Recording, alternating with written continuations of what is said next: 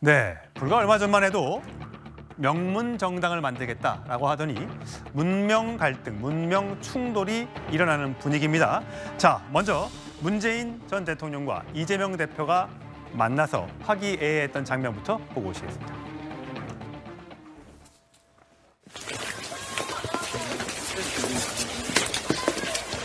우리 저쪽 방에서 같이 한번 볼까요?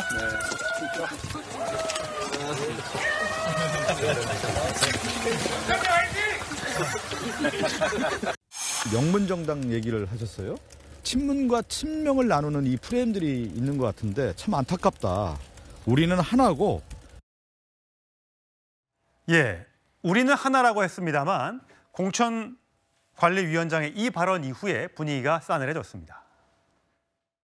윤석열 검찰 정권의 탄생의 원인을 제공하신 분들 역시 책임 있는 자세를 보여주시기 바랍니다. 예, 자, 민주당이 지금 그 친문 세력과 친명 세력의 좀 갈등이 표면화하고 있는 그런 모습인데 이재명 대표가 설 자정 즈음에서 굉장히 많은 글들을 올렸습니다. 처음에는 그젯밤이죠. 단결만이 답이다. 이렇게 글을 올렸습니다. 그리고 나서 9분 뒤에 힘드십니까? 행동하면 바뀝니다. 또 이런 글을 남겼고요. 또 이어서 9분 뒤에 그 어떤 역사적 대사건도 결국 한 사람으로부터 시작한다. 이렇게 됐고요. 또 이어서 흥망과 성세, 성세 오타 추정되는데 갈림길에서 방관은 죄악이다. 이러면서 여러 가지 글들을 계속해서 올렸습니다.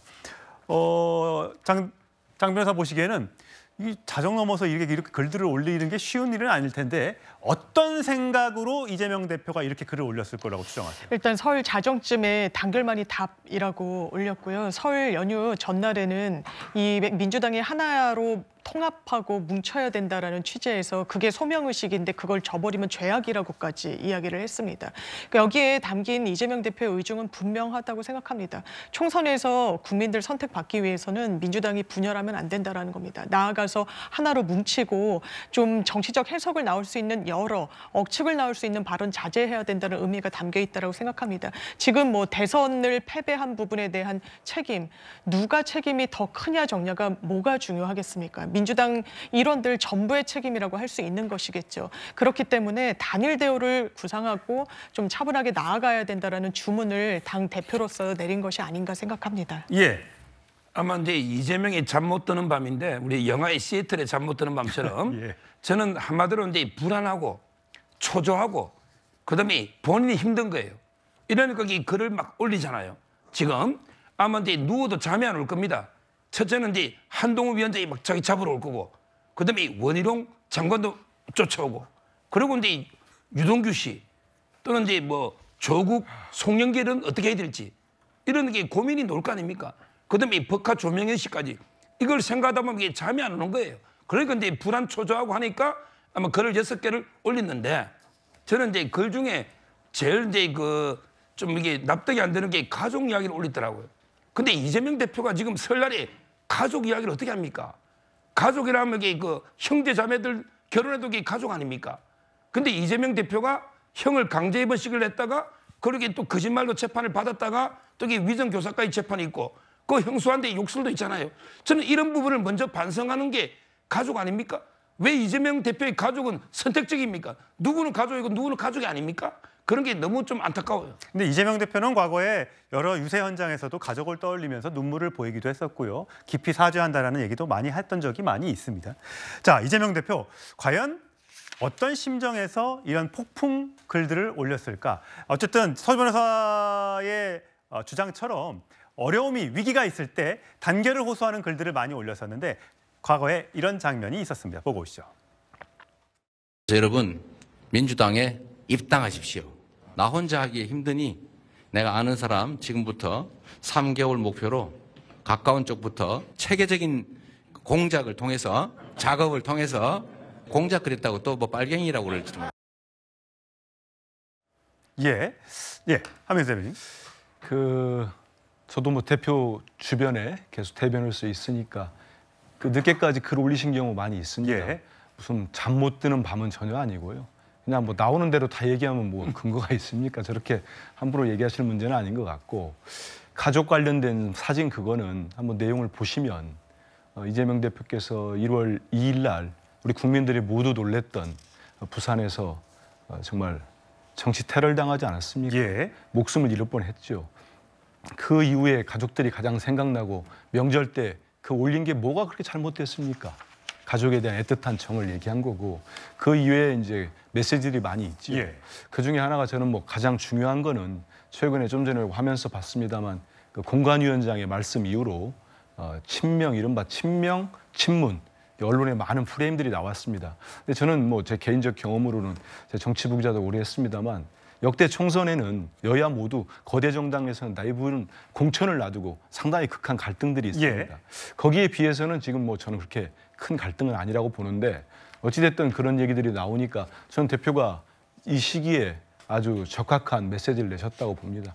이재명 대표는 계속 공천 훨씬 전부터도 이번 총선에 임하는 우리 당의 기조로서 두 가지를 계속 제시를 했습니다. 하나가 단결이고 하나가 혁신입니다. 혁신을 통한 민주당의 변화, 단결해서 분열하지 않는 민주진영의 모습, 이걸로 4월 10일 날 총선에 반드시 승리해야 된다. 예. 다 아시지만 4월 10일은 누가 뭐라고 해도 윤석열 정권에 대한 심판선거 아니겠습니까? 이 심판선거를 위해서 우리 민주당이 분열하지 않을 거고 혁신할 거고 그 중심에 이재명 대표가 있다는 예. 명확한 메시지를 냈다고 봅니다. 예, 분열하지 않아야지 필승한다라는 한민수 대변인의 얘기는 이해가 되는데 최근에 어떤 여론조사의 흐름이라는 걸 보면 어쨌든 정부 견제론이 1월 넷째 주에는 48에서 44로 2월 2주엔 떨어졌고요. 반면에 정부 지원론은 42에서 47로 오르는. 자, 이게 어떤 그 효과 때문인지는 정확하게 나오지 않고 있습니다만 일각에서는 한동훈 효과 아니냐라는 의견을 제기하시는 분들도 계십니다. 또 다른 여론조사를 보면 그래서 이제 이 여론조사를 보여드리는데 차기 대통령 적합도에서 물론 뭐 아직 대선이 한참 남은 일이지만 양자 대결 구도 시에 이재명 대표는 45.9에서 42.1로 한동훈 비대위원장 42.8에서 47.8로 이렇게 물론 아직 오차 범위 내이기 때문에 두 사람의 우열을 가리기 힘듭니다만 추세가 현재 이렇게 되고 있다는 점 말씀을 드리면서 아까 윤혁배 공관위원장의 얘기한 것처럼 이 친명과 친문, 그러니까 이번 윤석열 정부 출범에 책임이 있는 사람들은 좀 책임을 지고 안 나왔으면 좋겠다라는 뉘앙스의 공관위원장의 발언이 있으니까 이게 이제 내부에서 이런 분출되는 의견들이 나오는데 이재명 대표의 경우에는 친명과 친문 구분 짓는 건 저들의 전략이다, 이간계다 이렇게 비판을 했습니다. 정광재 대표 보시기에는 네. 물론 뭐 국민의힘에서 비판하는 경우도 있지만 아까 공관위원장의 발언으로 봤을 때는 이게 저들의 이간계인지는 의문이다라고 네. 해석하는 사람들도 있습니다. 저는 이간계라는 공간을 이미 민주당이 국민의힘에 내줬다는 게 문제라고 생각합니다. 우리가 뭐 축구나 농구나 이런 거 할 때요. 상대방에게 활동할 수 있는 공간을 주지 말라고 감독들이나 코치들이 항상 얘기합니다. 그런데 지금 문명 충돌이라는 말이 나올 정도로 이번 공천 과정에서 민주당 내에 계파 갈등의 여지가 분명히 그런 공간이 충분히 마련돼 있고요. 국민의힘이나 아니면 국민의힘을 지지하고자 하는 분들은 민주당의 약점을 파고드는 건 당연한 것 아니겠습니까?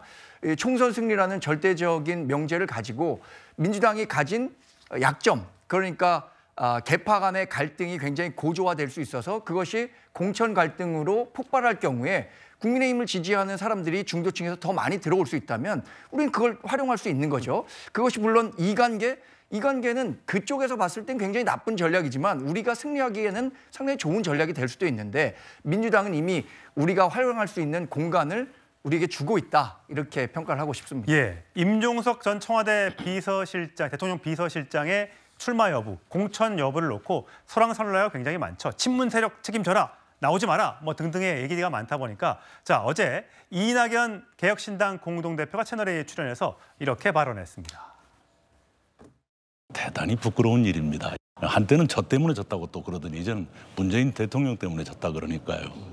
그런 식이라면 박근혜 대통령이 당선된 건 이명박 대통령 덕분이었나요? 우리 흔히들 총선은 회고 투표, 대선은 전망 투표다 이렇게 말해요. 어떤 사람이 대통령이 돼야 5년 동안 좋게 되겠는가 그 후보를 보고 판단하는 것이거든요. 네. 근데 후보 얘기는 싹 빠지고 나머지 남 탓이다 그러면 후보는 그러면 아무나 뽑아도 되나요? 예, 서 변호사님. 후보는 아무나 뽑아도 되냐? 후보 얘기는 싹 빠지고 왜 남 탓만 하느냐? 민주당에서 지금 친명계를 상대로 한 공천 갈등에 대해서 이렇게 비판을 했습니다. 저도 이제 동감하는 게요. 이런 말이 있어요. 천하 흥망 필부유책. 이 말은 이제 천하가 흥하고 망하는 데는 모든 사람 필부까지 책임이 있다.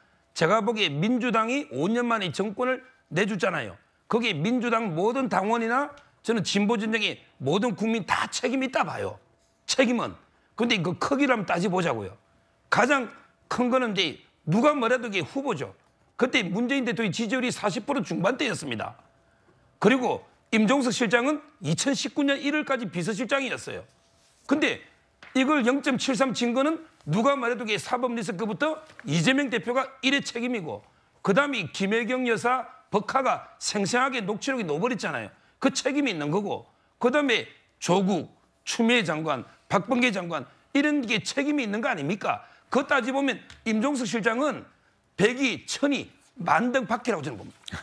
그래 봅니다. 임종석 실장이 정권, 윤석열 정부 탄생에 무슨 직접 책임이 있습니까? 그렇잖아요.